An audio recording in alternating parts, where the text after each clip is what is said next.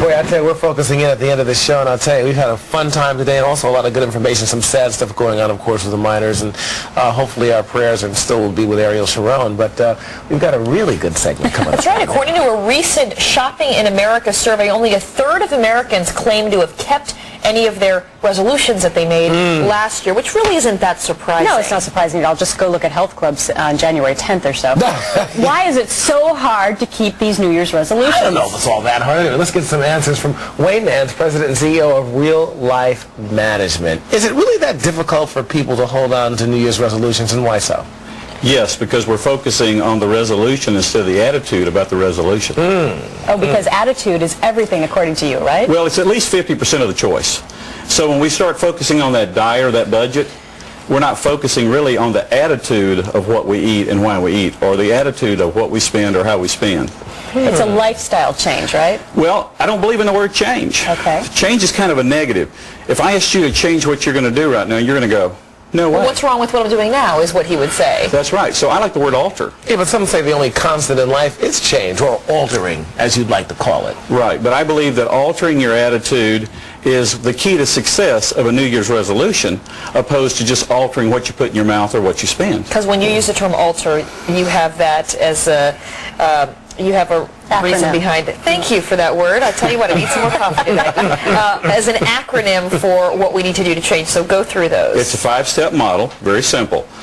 A is for awareness of your attitude. Be aware of who you are. Don't try to change who you are, but be aware of how you view food, you view exercise, you view money, you view relationships.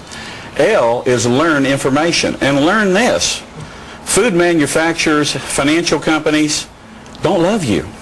You got You're not doing this. You know, when you order from a clown, that's not always good. I like that. If somebody calls you at dinner and says, free credit card, that's not always good. So learn that everybody doesn't love you, and watch out for yourself. T is have a tactical plan. And here's why the resolution failed. We don't customize the attitude to what we're going to do, our attitude to what we're going to do. We try the one-size-fits-all. No carbs, no fats, debt-free. What we miss is we didn't learn to control something before we tried to get free of it. But that's hard to do for a lot of us. Well, that's because of attitude gets in the way. E is for execute. Stop talking about it. A lot of people on New Year's resolutions think about it, talk about it, and I call stalk it, look for it, and we say, let's walk it. So make sure you walk the walk and start doing something. And R is for reevaluation. Make sure that you look at your successes short term instead of your failures. That's a good thing. Because think about it. If it took you 40 years to get fat and broke, you're not going to do it in 30 days with success. You got that right. Now, you did an analysis on all three of us. We actually took your 3-minute survey, Yes. which anyone can do online, by the way. And we don't have a lot of time, but you found out some interesting factors about us. Wonderful stuff. We have 3 kinds of attitudes, and we know certain ones struggle the most with health and money. But let's just run through it real quick. Your attitude doesn't typically struggle with it because you like structure, focus, and organization, and you'll follow some diets and budgets. Yeah, that's Gretchen. Your attitude loves people. You really care about people, and you're a people pleaser. Now, you particularly don't struggle with weight and money, but many people in your group are the most at risk for struggling with weight and money.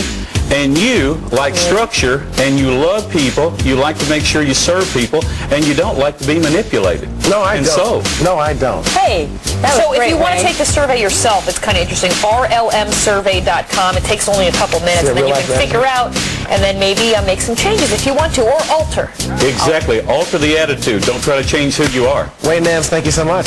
Hey, thank you. I love it. Fox and Friends coming right back. Got it.